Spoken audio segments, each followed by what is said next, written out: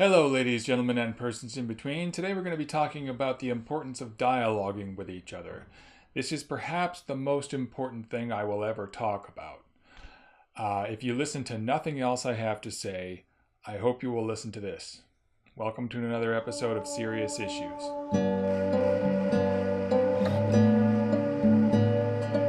So today is Tuesday, March 28th, 2017, and this is the day that I officially launched my YouTube channel. Yay!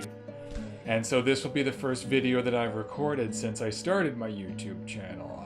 I recorded 10 videos and edited them and put them out there, and this will be the first time I've got to get into a weekly rhythm now. So a few things changed for me after Trump won the White House last year. It was so inconceivable to me that such an aggressively, irredeemably horrible person like Trump would win the highest office in the land, that when he won, I started to wonder why. I started looking up articles where people interviewed Trump supporters and they explained why they supported him. I wanted to understand what could make a person support a man like Trump. Now, a lot of those supporters believe things that we know are simply not true.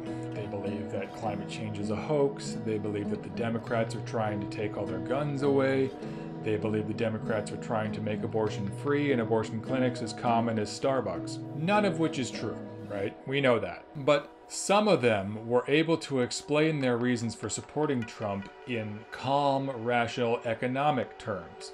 They still believe a lot of stuff that isn't true. Tax cuts create jobs, businessmen make good presidents, and the Republicans are going to bring back mining and manufacturing jobs.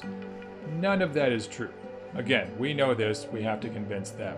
One of the things that changed for me was that I came to realize how important it is to talk and, more importantly, listen to each other. I came to realize that all the bickering and hate and animosity toward each other is getting us nowhere.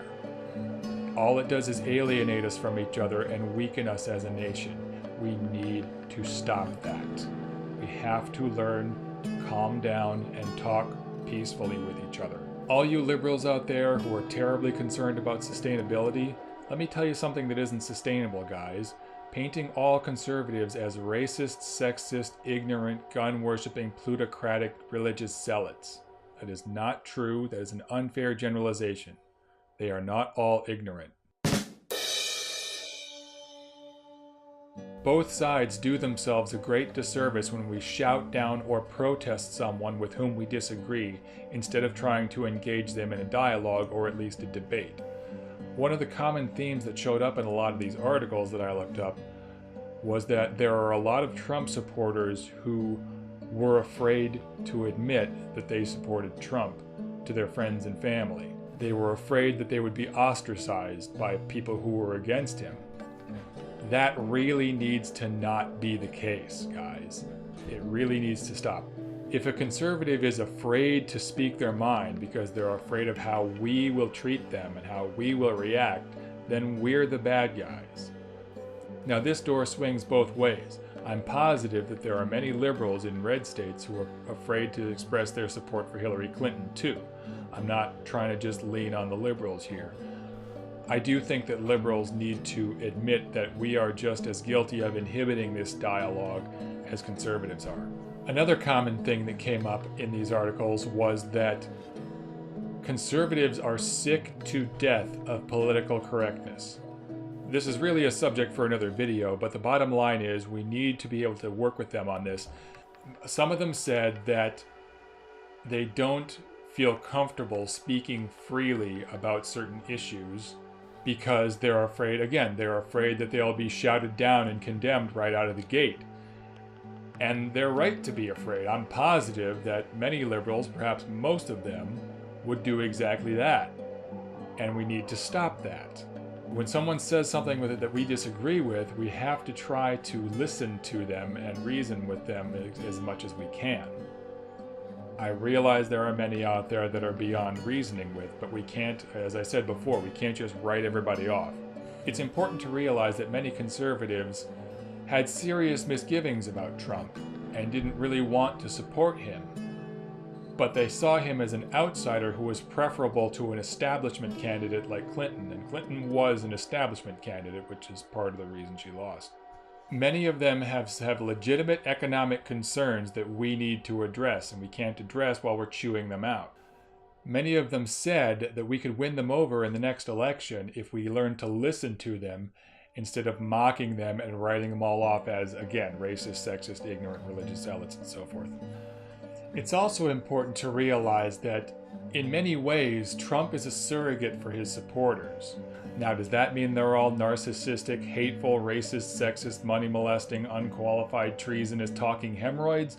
No, it doesn't. But in their minds, he represents their values enough to act as a stand-in for them. So when we attack him, it's taken as an attack on them. Just as you hated it when they attacked Obama. You hated it when they attacked him because they were attacking your values. Now, does that mean I think we should stop going after Trump? I think that's a bridge too far. I mean, in a perfect world, yeah, we would stop going after him, but this is not a perfect world. It's important to call him on his shit. Now again, this door swings both ways. Conservatives have to learn to listen to our concerns without judgment too.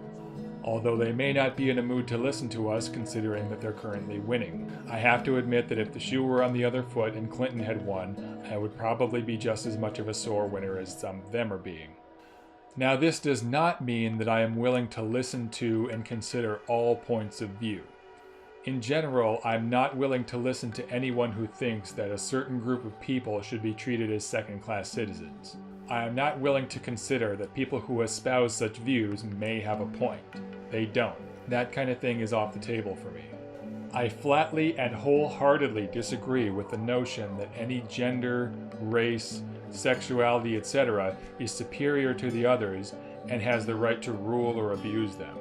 But, having said that, again, I cannot stress the importance of talking, or rather listening to each other enough. We have to calmly settle our differences and find common ground, or we're not going to make it, guys. If we don't learn how to listen to each other, there will be more Trumps in the future. You think Trump is bad? Look at the de-evolution from Reagan, Bush Sr., Bush Jr. to Trump. You want to see who they're going to nominate next? Because I don't. So let me know in the comments section if you have any ideas on what we can do to calmly listen to each other and peacefully work out our differences the way we absolutely need to. Have you ever done that? How did it work out? Thank you very much for joining me. I hope you liked this video. If you enjoyed it, please like, share, comment, subscribe. Thank you for joining me, and I hope to see you next week on Serious Issues.